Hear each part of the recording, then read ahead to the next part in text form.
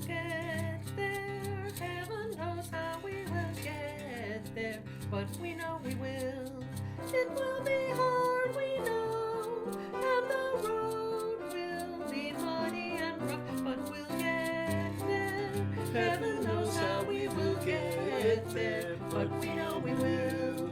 Woyaya, woyaya, woyaya, woyaya, we are going. Heaven knows where we are going, but we know within. And we will get there. Heaven knows how we will get there, but we know we will. Woyaya, woyaya, woyaya, woyaya, woyaya, woyaya, woyaya, woyaya, woyaya, woyaya, woyaya, woyaya.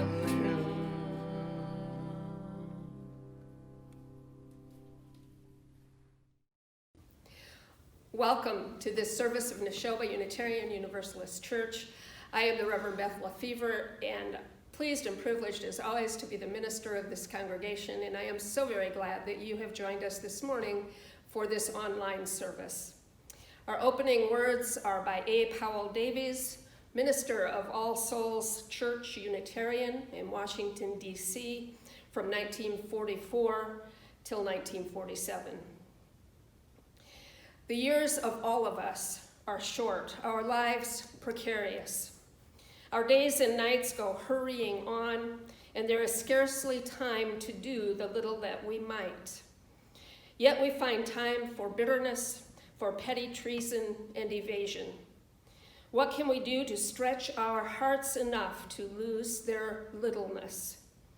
Here we are, all of us, all upon this planet, bound together in a common destiny, living our lives between the briefness of the daylight and the dark.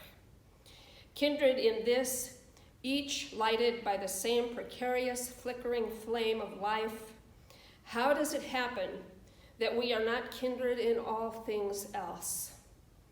How strange and foolish are these walls of separation that divide us. In a spirit of unity, let us be together in worship. And now David Cooke will light our chalice. Even as we endure physical separation, let us recall our inherent connectedness. In the midst of confusion, let us turn our attention to what we hold most true. In this era of anxiety, let us discover the depths of our courage. In this period of grief, let us probe our hearts for meaning. In this time of suffering, let us seek a path to healing. In these days of violence, let us find our way to a broader love.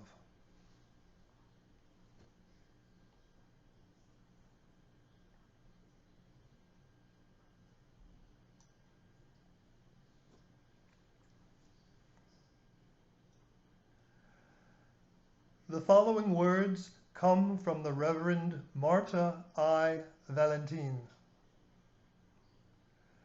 Spirit of truth and justice, hear us as we ask that you hold the collective anxiety that permeates this fear-filled situation.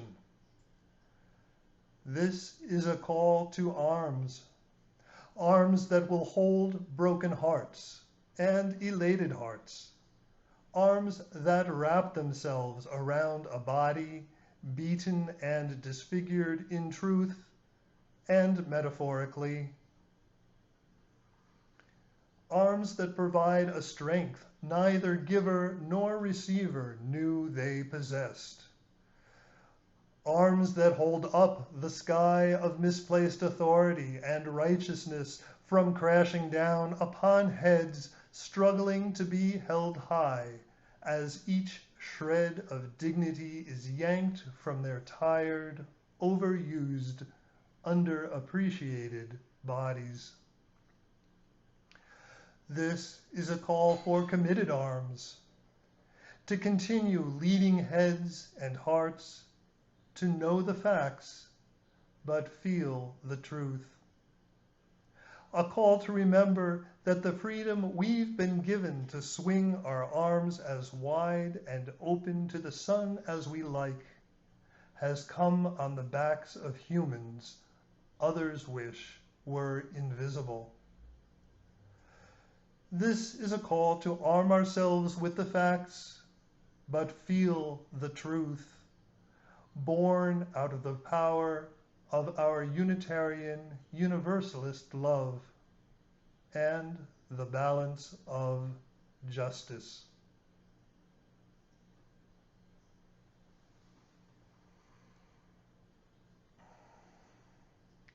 Please join me in affirming our covenant. Love is the doctrine of this church. The quest for truth is our sacrament, and service is our prayer. To dwell together in peace, to seek knowledge in freedom, to serve human need, to the end that all souls shall grow into harmony with the divine. Thus do we covenant with each other and with God.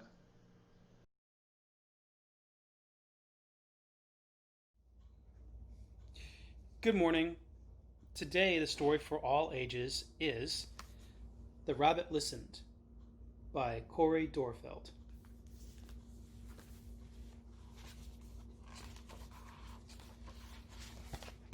The Rabbit Listened by Cori Doerrfeld.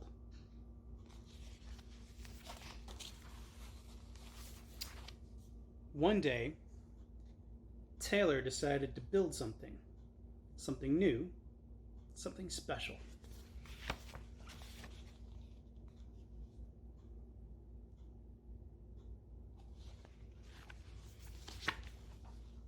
Something amazing.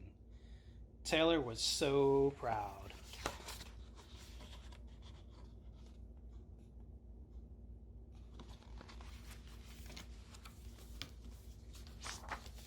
But then, out of nowhere,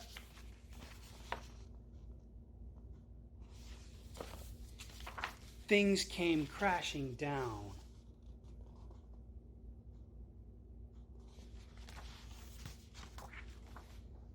The chicken was the first to notice.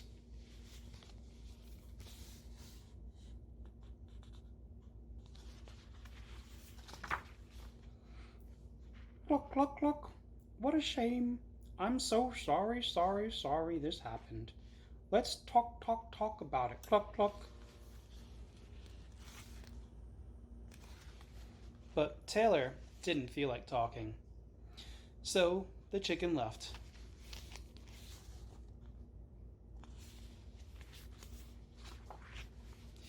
Next came the bear.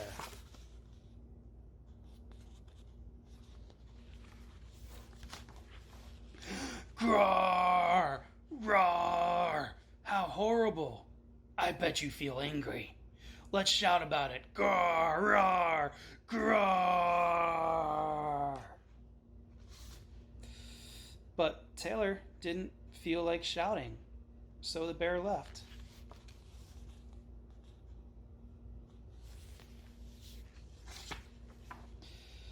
The elephant knew just what to do. Chumpada, I can fix this. We just need to remember exactly the way things were. But Taylor didn't feel like remembering, so the elephant also left.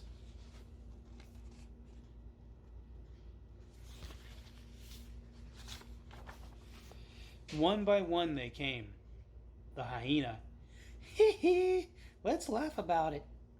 The ostrich. Well, let's hide and pretend nothing happened. The kangaroo. Tisk tisk, what a mess. Let's throw it all away. And the snake? Shh. Let's go knock down someone else's.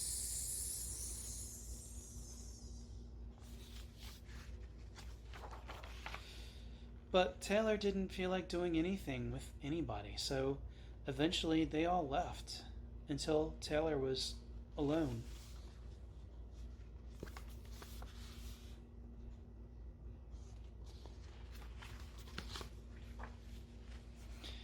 In the quiet, Taylor didn't even notice the rabbit, but it moved closer and closer until Taylor could feel its warm body.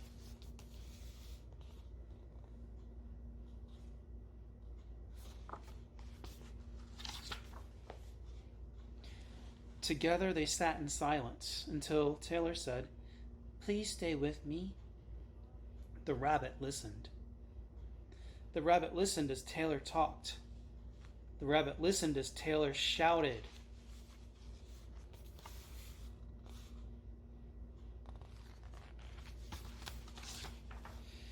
The rabbit listened as Taylor remembered and laughed. The rabbit listened to Taylor's plans to hide, to throw everything away, to ruin things for someone else.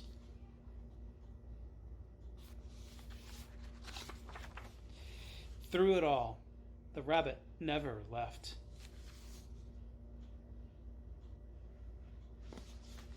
And when the time was right, the rabbit listened to Taylor's plan to build again.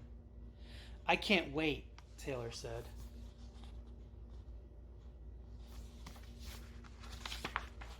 "It's going to be amazing."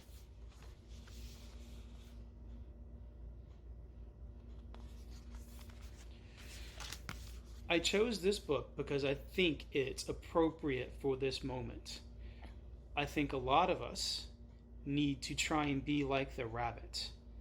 And when bad things happen, instead of telling other people how they should react, we should just listen to the people who have been hurt the most. In acknowledgement of our relative privilege in a world of want, we bring our gifts to the altar. In our deeply felt imperative to be a continued and insistent presence in the world, so very much in need of what we are about, we bring our gifts to the altar. In our passion for transcendence and inextinguishable light, we bring our gifts to the altar in this, the sacred ritual of our Sunday morning offering. Please give as you are able via the methods on the graphic, and please know how very grateful we are.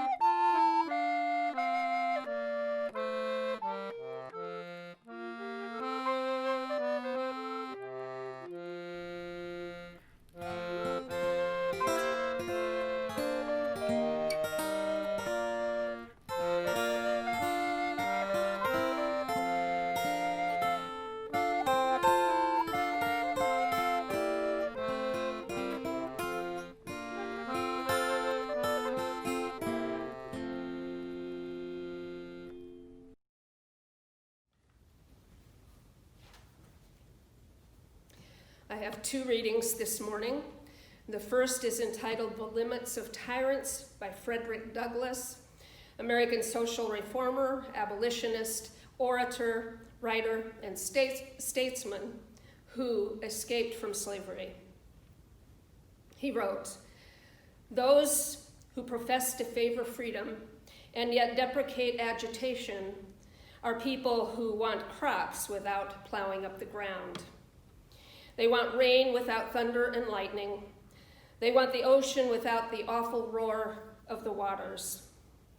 This struggle may be a moral one, or it may be both moral and physical, but it must be a struggle. Power concedes nothing without a demand. It never did, and it never will.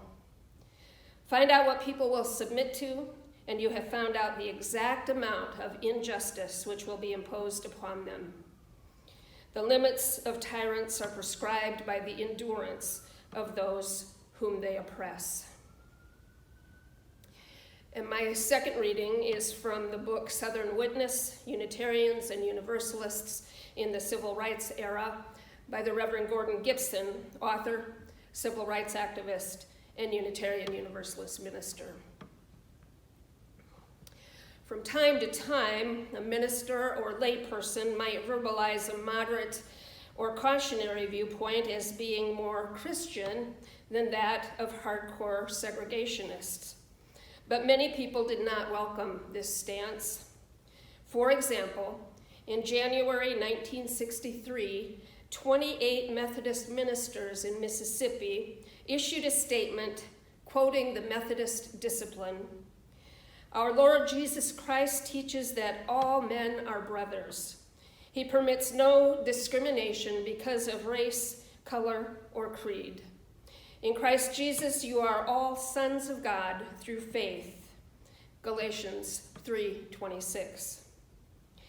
Their statement carefully opposed communism and supported public education.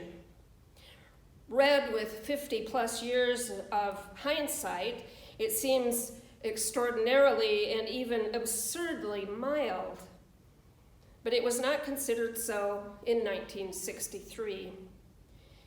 Inman Moore Jr., one of the signers, reports within a week, 3 of the ministers were locked out of their churches. Several others were asked to leave as soon as possible.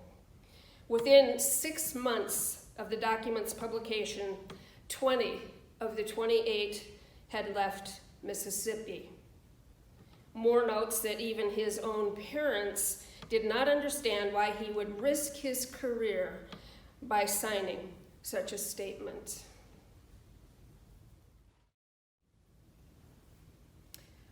Oh my gosh. I am not surprised by this stance against Methodist ministers who in 1963 Mississippi issued a statement on racial equality based on Jesus' teachings. I am not surprised. I am just once again appalled and saddened to learn of it. And shall I say, utterly uncomprehending, as I always am when I hear of people who call themselves Christians behaving in ways that are so clearly contrary to Jesus, who he was, what he taught, what he was all about. This would certainly be my feeling toward people of other faiths who do not walk the walk of their faith's teachings. But since Christianity is the dominant faith of our country, and since it has seeped into our political discourse and impacted the nation's choices of political leaders at every level, it is there where my concern lies. I am a minister. I am charged with speaking truth to power, and that includes the religious power yielded by those who, for instance, support political leaders who tout law and order when it serves them and their constituents, ignoring it when it is of little interest to them. The right to bear arms versus the right to be safe in our homes, schools, and on our streets. The right to justice versus the unjust treatment of poor and minorities in our courtrooms, jails, and prisons. The right to health care versus seriously inadequate health care for the indigent. The right not to be singled out for ill treatment because one is a person of color. The right not to be brutalized by authorities while exercising our First Amendment rights, and on and on. I am a minister. I am called to speak truth to power. And you are people of a faith tradition that calls you to do the same. It is in our 7 principles, which we all agree to affirm and promote, that is, to act. And let me go over them here. We of our faith tradition are called to affirm and promote, to act for the following: the inherent worth and dignity of every person, justice, equity, and compassion in human relations, acceptance of one another and encouragement to spiritual growth in our congregations, a free and responsible search for truth and meaning, the right of conscience and the use of the democratic process within our congregations and in society at large, the goal of world community with peace, liberty, and justice for all, and respect for the interdependent web of all existence of which we are a part, and merely a part. This is who we are. This is what we are about, if we will be true to our faith. And though we are not all Christians within the Unitarian Universalist tradition, I also believe that this is very much what Jesus was about: justice, equity, compassion, community, unity. What is left then is for us to decide how to be true to our faith in these challenging times, and that is no easy question. We all were horrified by the videotaped execution of George Floyd at the hands of 4 Minneapolis police officers on Memorial Day. It was a casual killing, it seems, if one can judge by the cavalier demeanor of Officer Derek Chauvin, who pressed his knee into the neck of the prone, handcuffed, and unresisting George Floyd for close to 9 minutes, while bystanders begged him to stop. And if one can judge by the casual body language of Officer Tao Theo, who stood watch as Chauvin murdered Floyd. The other officers, Thomas Lane and J. Alexander King, though not visible in the main videotape of the murder, were seen in subsequent videos also holding Floyd down. All 4 officers were fired, and Chauvin was quickly charged with 3rd-degree murder, which now has been upgraded to 2nd-degree unintentional murder by Minnesota Attorney General Keith Ellison.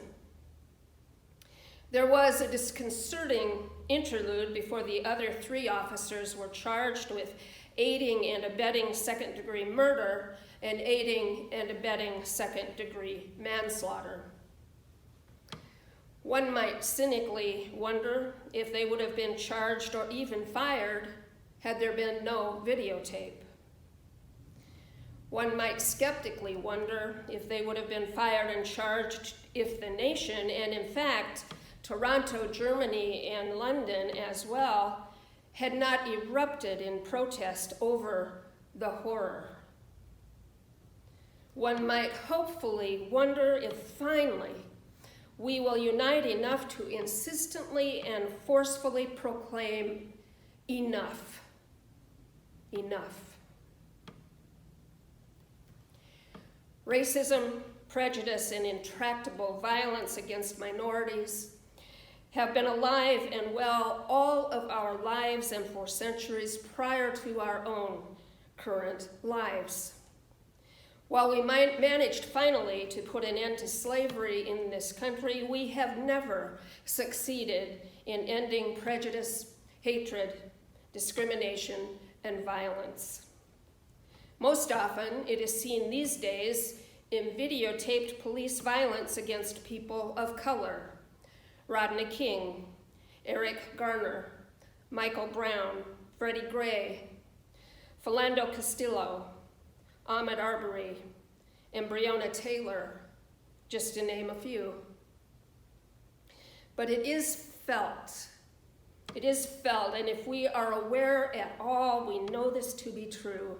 It is felt by our black and brown siblings every time they get behind the wheel of their own car, hoping not to be pulled over by cops for some imagined wrong, or every time they teach their children to keep their hands empty and visible whenever in a store, every time they feel inclined to pull their hood up on a cool day when out walking, but are afraid to do so, or when they step out of their doors to go jogging.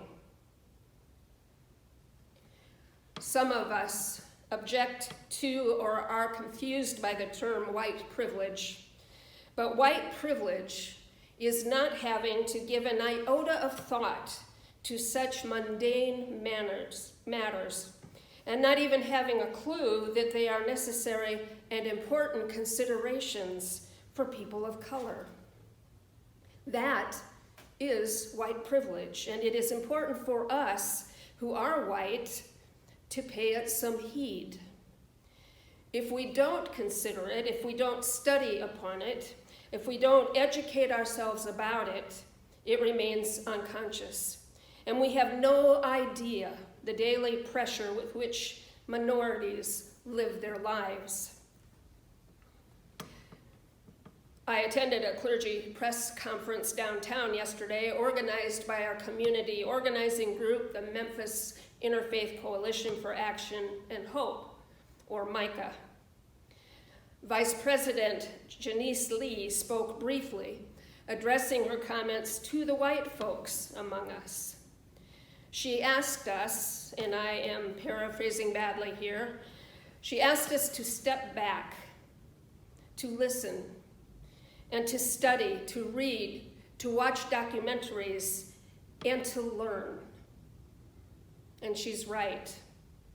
As much as many of us have given to the cause, to the effort over the years, we do not know, unlikely cannot know the trials, stresses, and griefs involved with being a person of color in this country.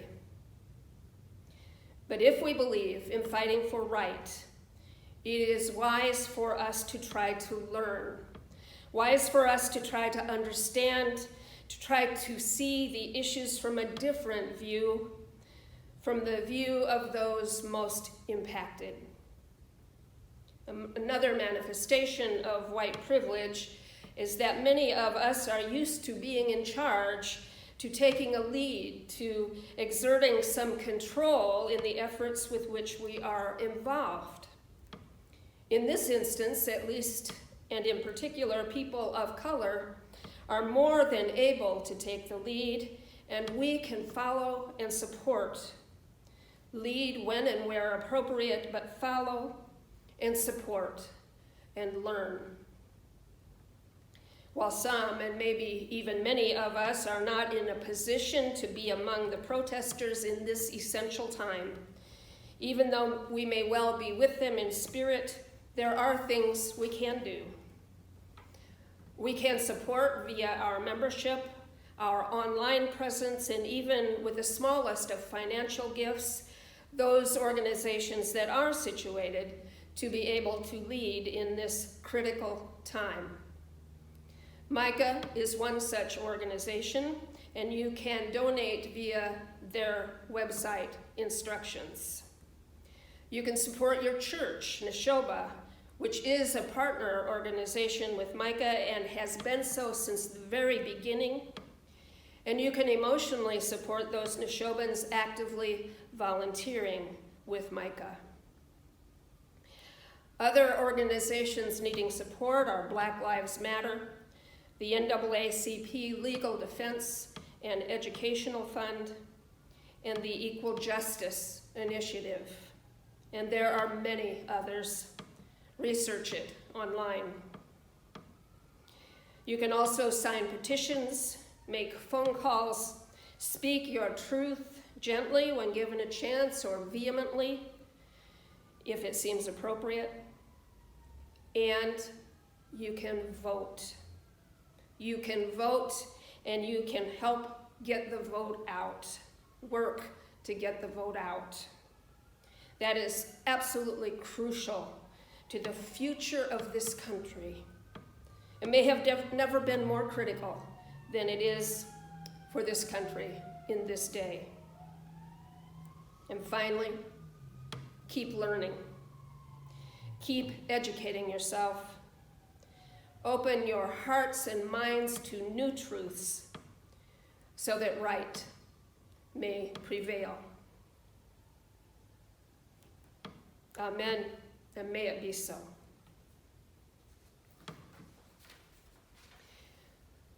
And now let us move into a time of meditation, reflection, and prayer. And let us begin with a moment of silence for the life of George Floyd.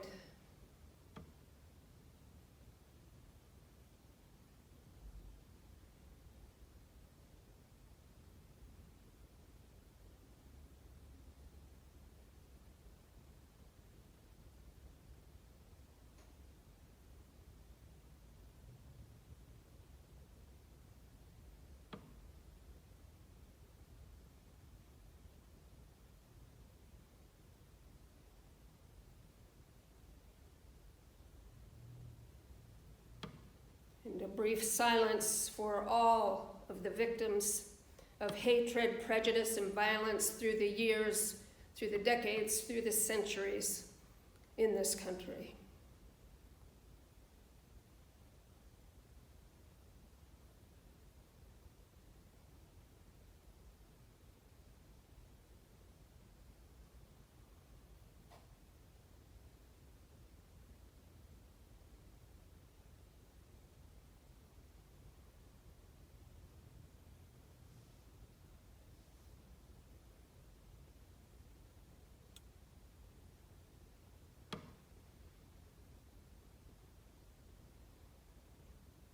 Persian poet Sadi wrote, "To worship God is nothing other than to serve the people. It does not need rosaries, prayer carpets, or robes. All peoples are members of the same body, created from one essence. If fate brings suffering to one member, the others cannot stay at rest."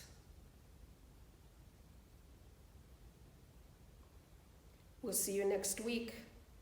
Amen, and blessed be.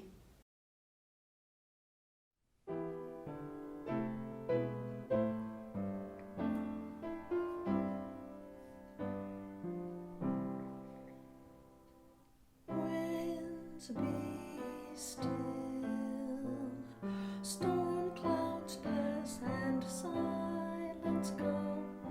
Peace grace this time with harmony.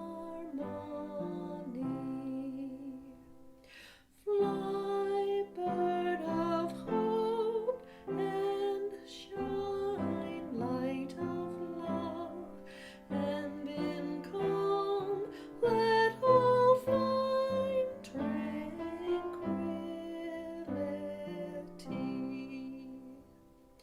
Bird, fly high, lift our gaze toward distant view. Help us to sense life's mystery.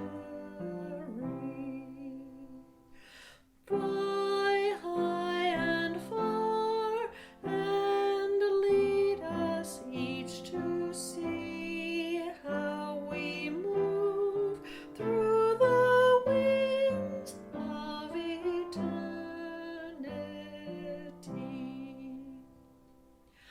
Light shine in, illuminate our inward view. Help us to see with clarity. Shine bright and true,